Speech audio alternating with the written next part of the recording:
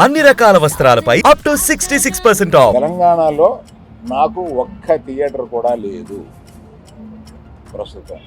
తెలంగాణలో నాకు ఉన్నది ఒకే ఒక థియేటర్, త్రిపుల్ఏ, దానికి ఓనర్. మొత్తం 1500 థియేటర్లు ఆంధ్రాలో ఉంటే, అదే మొత్తం తెలుగు రాష్ట్రాల్లో ఉంటే నా దగ్గర 15 లోపు ఉన్నాయి. అన్నీ వదిలేసుకుంటారాగా. అవి కూడా మా స్టాఫ్ తోటి లీజులు అయిపోయిన తర్వాత ఎప్పుడు లీజులు రెన్యూ చేయకండి వీటిని అని చెప్పాను. అందరికీ నమస్కారం, నేను Swarupa Potlapalli. Welcome to Suman TV. Tollywood మీద ప్రముఖ సినీ నిర్మాత అల్లు అరవింద్ సంచలన వ్యాఖ్యలు చేశారు. తెలుగు సినిమా ఇండస్ట్రీలో ఎవరి కుంపటి వారిదేనని ఆయన కామెంట్ చేశారు. ప్రస్తుతం ఆయన వ్యాఖ్యల మీద పెద్ద చర్చ జరుగుతోంది. నాతో పాటు ఉన్నారు సీనియర్ అనలిస్ట్ చందు శ్రీనివాస్ గారు. ఆయనతో మాట్లాడదాం. నమస్తే చందు శ్రీనివాస్ గారు. నమస్కారం అండి. మీరు కూడా చూస్తూనే ఉన్నారు కదా, ఎవరి కుంపటి వారిదే అని అల్లు అరవింద్ గారు వ్యాఖ్యానించడం వెనక ఉన్న ఆంతర్యం ఏంటంటారు? థియేటర్లన్నీ ఆ నలుగురు చేతిలో ఉన్నాయని చెప్పి మొన్నటిదాకా అనుకున్నారు. నలుగురు ఎవరు? Dil Raju, Daggubati Suresh productions, Sunil Narang Asian cinemas and Allu Aravind garu. ఆ నలుగురిలో నేను లేను అన్నాడు. నాకేదో ఒక 30 థియేటర్లు ఉన్నాయి, అవి కూడా వదిలించుకుంటానని చెప్పి ఆయన బహాటంగానే చెప్పాడు. ఏదేమైనా కానీ వాళ్ళ కుమారుడి విషయంలో, ఆయన యాటిట్యూడ్ విషయంలో సినిమా పరిశ్రమ కావచ్చు, ఇటు తెలంగాణ పోలీసులు కావచ్చు, తెలంగాణ సీఎంతో సహా అందరూ కూడా కొద్దిగా ఇబ్బంది పడ్డారు. ఎందుకంటే ఒక మనిషి చనిపోయిన వాళ్ళ కొడుకు చావు బతుకుల్లో ఉన్నప్పుడు ఆయన వ్యవహరించిన తీరు సహేతుకంగా లేదనేది మీకు నాకు అందరికీ తెలిసిందే. సమాజంలో అతను యాటిట్యూడ్ మారాలి అని చెప్పేసి అందరూ అనుకున్న మాట వాస్తవం. ఆ సమయంలో మరి అందరూ సినిమా ఇండస్ట్రీ అంతా దాదాపుగా అతన్ని సపోర్ట్ చేశారు. వాళ్ళ ఇంటికి వెళ్ళి సాలిడారిటీ తెలియజేశారు. మరి ఎందుకు కుంపటి అన్నాడు? మరి ఇప్పుడు ఆయన కొడుకు ఆ ఇన్సిడెంట్ తర్వాత ఏమన్నా తెలిసి వచ్చిందా, లేకపోతే ఒక రకంగా అల్లు అరవింద్కి చిరంజీవి గారికి ఈ మధ్య అంతగా లేదు అని చెప్పి రకరకాలుగా ఉంటున్నాయి. ఏదైనా వాళ్ళు కలవడం అనేది జరగట్లా. అటు రామ్ చరణ్ కావచ్చు, ఇటు అల్లు అర్జున్ కావచ్చు. సరే, నేషనల్ అవార్డు వచ్చింది తన కొడుక్కి, అల్లు అరవింద్ గారి అబ్బాయికి, అల్లు అర్జున్కి. ఒక గంగోత్రి సినిమా కాడి నుంచి ఇప్పటి వరకు కూడా ఆయన ఎదిగిన తీరు, మంచి డ్యాన్సరు, మంచి నటుడు, మంచి సినిమా. పుష్ప 1 ద్వారా నేషనల్ అవార్డు వచ్చింది. ఇప్పుడు పుష్ప 2 ద్వారా మొన్న కూడా అవార్డు ప్రకటించడం, ఇవన్నీ కూడా మనం చూసాం. తెలంగాణ ప్రభుత్వం సత్కరించింది. అంటే తెలంగాణ ప్రభుత్వం రూల్స్ను వైలేట్ చేసినప్పుడు, చట్టాన్ని తన చేతిలో తీసుకున్నప్పుడు, కనీసం హ్యుమానిటేరియన్ గ్రౌండ్స్ కూడా లేనప్పుడు దండించింది. ఎవరిని ఉపేక్షించాల. అది తెలంగాణ అల్లుడనే ఉపేక్షించాల. ఆయన వాళ్ళ మామగారు కూడా కంచెల చంద్రశేఖర్ రెడ్డి గారు కాంగ్రెస్లో ఉన్నారు. రేవంత్ రెడ్డి గారు rule is rule for all. మరి ఆ తర్వాత కమాండ్ కంట్రోల్ రూమ్లో చిత్ర పరిశ్రమ అందరిని పిలవటం, మనం కలిసి వెళ్దాం అనుకోవటం, తర్వాత అవార్డు వస్తే ఆయన సత్కరించడం, ఇవన్నీ జరిగిపోయినాయి. కాకపోతే నిన్న ఏంటి ఆబ్జెక్ట్ ఏంటంటే, సెప్టెంబర్ 5-6 తేదీల్లో south India international movie awards అనేది సైమా వాళ్ళు కండక్ట్ చేస్తారు. అది దుబాయ్లో జరుగుతుంది. దానికి అనుగుణంగా నిన్న జాతీయ అవార్డులు వచ్చినాయి. వాళ్ళని సత్కరించడం జరిగింది. దానికి అనిల్ రావుపూడి, మంచు లక్ష్మి, మిగతా సునీల్ గారపాటి, మిగతా అంతా వచ్చారు. వచ్చిన సందర్భంలో ఆయన అన్న మాట ఒక రకంగా, అంటే సినిమా ఇండస్ట్రీ కలిసికట్టుగా లేదు అనేది స్పష్టమైపోయింది. ఏమంటారు మీరు? నాకు కూడా అదే అనిపించింది. అందరూ మేమంతా ఒకటే అని చెప్పి అంటారు పేరుకే, కానీ అందరూ ఒకటే ఉన్నప్పుడు, చిరంజీవి గారు అని పెద్ద మనిషి అని చెప్పి అనుకున్నప్పుడు ఈ సమస్యని ఎందుకు సాల్వ్ కావట్లా? ఇటువైపు సినిమా పరిశ్రమల సమ్మె, నిర్మాతల సమ్మె. ఒకప్పుడు Dasana Rao is the trouble shooter అనేవారు. ఆ తర్వాత పెద్ద దిక్కు వ్యవహరించాల్సింది ఎవరంటే చిరంజీవి గారు నాకు వద్దు అన్నాడు. మీరే పెద్ద అని చెప్పి రామోజీరావు గారు కావచ్చు, ఇది రాజమౌళి గారు కావచ్చు, అనేక మంది చెప్తున్న మాట. మరి ఆ దిశగా ఎందుకో తెలియట్లేదు. కానీ మొత్తానికి ఎక్కడ వేసిన గొంగడి అక్కడే. దీనికి తోడు సినిమా పరిశ్రమ కష్టాల్లో ఉంది, కార్మికుల సమస్యలు పరిష్కరించట్లేదు, నిర్మాతల కష్టాలు ఎవరు చూడట్లేదని ఈ సందర్భంలో ఇది ఒకటి మీరు అన్నట్టు ఎవరు కొంపటే వాళ్ళే అని చెప్పి సరికొత్త వివాదానికి దారి తీసినట్టే అవపడుతుంది. మరి దానికి స్పందించాల్సింది తమ్మారెడ్డి భరద్వాజ గారు స్పందిస్తారా? ఆయన ఆలోచన నా ఆలోచన అని చెప్పి ఆయన స్పందిస్తాడా? లేకపోతే ప్రముఖ నిర్మాతలు స్పందిస్తారా? లేకపోతే దర్శకులు స్పందిస్తారా? ఆయన ఒప్పించి ఉంటే, ఎవరన్నా బాధ పెట్టుంటే అలా అన్నాడా అనేది మనం చూడాలి. ఏదేమైనా కానీ వీళ్ళందరూ కలిసి లేరనేది స్పష్టమైందండి. మీరు అన్నది కూడా కరెక్టే.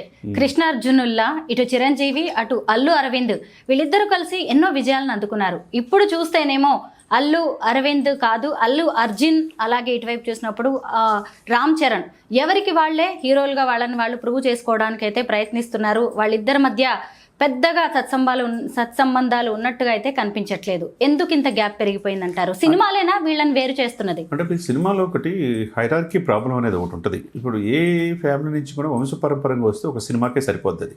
చిరంజీవి గారి లెగసీ. ఆ తర్వాత రెండో సినిమా నుంచి వాళ్ళు వ్యక్తిగతంగా ప్రూవ్ చేసుకుంటే నిలబడగలుగుతారు. అట్లా తండ్రికి మించి తనయుడిగా గ్లోబల్ స్టార్గా రామచరణ్ ఎదిగాడు. మీరు RRRలో చూసినా, మగధీర్లో చూసినా, రంగస్థలంలో చూసినా అతని సెటిల్ పెర్ఫార్మెన్స్ చూస్తే నెక్స్ట్ లెవెల్ యాక్టింగ్. ఇప్పుడు పెద్దిలో కానీ మరి అటువంటి తండ్రికి మించిన తనయుడిగా అతను రూపాంతరం చెందుతున్నాడు. ఒకవైపు అల్లు రామలింగ మనవడుగా, అల్లు అరవింద్ గారి కుమారుడుగా అల్లు అర్జున్ వెళ్తున్నాడు. ఎదిగే క్రమంలో ఒక ఆ పాయింట్ ఆఫ్ వ్యూ ఏమి పొరపచ్చాలు వచ్చినాయో తెలియదు, కానీ ఆయన థియేటర్లో కనీసం చిరంజీవి ఫోటో లేదు. ఇక్కడ థియేటర్ ఒకటి ఉంది కదా అమీర్పేటలో, కనీసం చిరంజీవి గారు అంతా ఇది ఉన్నప్పుడు ఆ ఫోటో లేదని చెప్పి అనేవాళ్ళు ఉన్నారు. ఆ సందర్భంలో ఈయన కొద్దిగా యాటిట్యూడ్ పాయింట్ ఆఫ్ వ్యూలో ఎప్పుడు లేని విధంగా నేనే అనేది ఎప్పుడు కూడా ఎట్లా ఉంటుందండి ఇండస్ట్రీలో. ఆ రోజు ఎస్వి రంగారావు గారు ఉండేవాడు, ఎన్టీ రామారావు గారు, ఒక్కినే నాగేశ్వరరావు గారు, వాళ్ళు ఒకరికొకరు ఆహాభావాలు నటనలో ఎవరికి ఏదైతే వాళ్ళు చేసేవాళ్ళు ఒక అన్నదమ్ములాగా ఉండేవాళ్ళు. ఆ తర్వాత ఇది ఏంటంటే ప్రొఫెషనల్ జలసీ అనేది వీళ్ళల్లో, అంటే వీళ్ళు కావచ్చు ఈయన ఏమంటాడు అల్లు అరవింద్ ఆర్మీ అంటారు.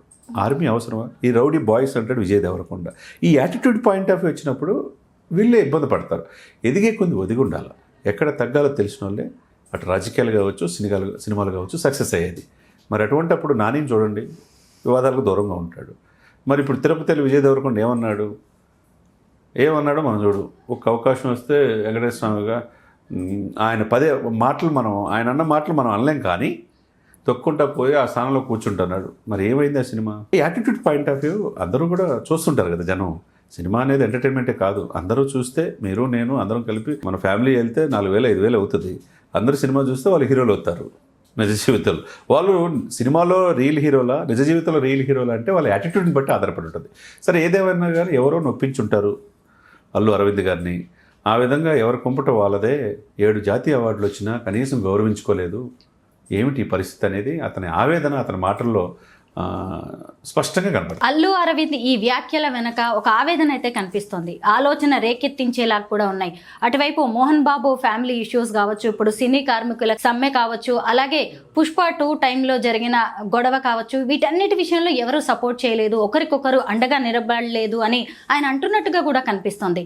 ఎందుకంటే ఒక పెద్దన్న అవసరం కూడా ఇక్కడ కనిపిస్తుంది. చిరంజీవి ఆ పాత్రలో అసలైతే న్యాయం చేయొచ్చు, మరి ఎందుకు ఆ దిశగా అన్నయ్య ఆలోచించట్లేదు? అంటే ఇక్కడ ఆయన రేపు 22వ తారీఖు వచ్చేసింది. ఆయనకి 69 సంవత్సరాలు, అంటే 7 పదుల వయసులోకి వచ్చేసాడు.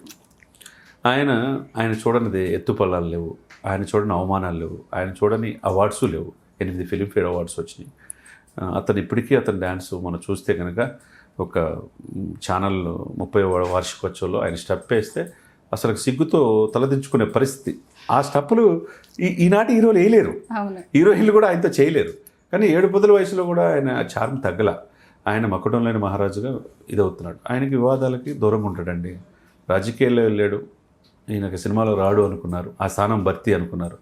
కానీ చాలామంది హీరోలు మహేష్ బాబు గారిని ఆ స్థానం మీదేనని అడిగితే ఏం చెప్పాడంటే, సార్ నో చిరంజీవి గారు ఫస్ట్ నెంబర్ 1 లాస్ట్ నెంబర్ 1 కూడా ఆయనే అన్నాడు.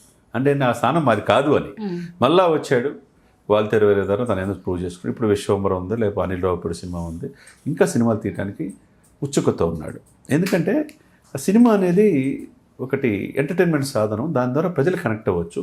ప్రజల్ని అక్కడితోనే ఆగల ఆయన ఒక బ్లడ్ బ్యాంక్ పెట్టి సేవా కార్యక్రమం వైపు తన అభిమానులు కూడా తీర్చిదిద్దాడు. కాబట్టి ఈ రోజున దేశ ప్రధాని మోదీ గారు కూడా కిషన్ రెడ్డి ద్వారా పిలిపించుకొని సంక్రాంతి వేడుకలో పక్కనే కూర్చోబెట్టుకున్నాడంటే ఇంకెందుకు ఎంతమంది నటులు లేరు ఈ దేశంలో. వేవ్స్ అనే ఒక సంస్థ పెట్టి సినిమా ఇండస్ట్రీస్ మొత్తం ప్రపంచంలో సినిమా ఇండస్ట్రీకి హైదరాబాద్ భారతదేశం హబ్బు కావాలని చిరంజీవి గారిని కూడా దక్షిణ భారతదేశం నుంచి వేవ్స్లో పెట్టాడు. ఎందుకు ఇంత చిరంజీవి ప్రాధాన్యత ఇస్తుంది? కాబట్టి ఒక నటుడిగా ఎదిగేట్టుకుంది ఒదిగే ఆలోచన ఉంటే డెఫినెట్గా రీచ్ అవుతారు. ఆయన ఎప్పుడు కూడా చెడు చెవులో చెప్పండి, మంచి నలుగురికి చెప్పండి అనే వ్యక్తే. ఆయన ఎవరితో మాట అన్నా కూడా కాముగా ఉండిపోతాడు, వాళ్ళ పాపను వాళ్ళు పోతారని.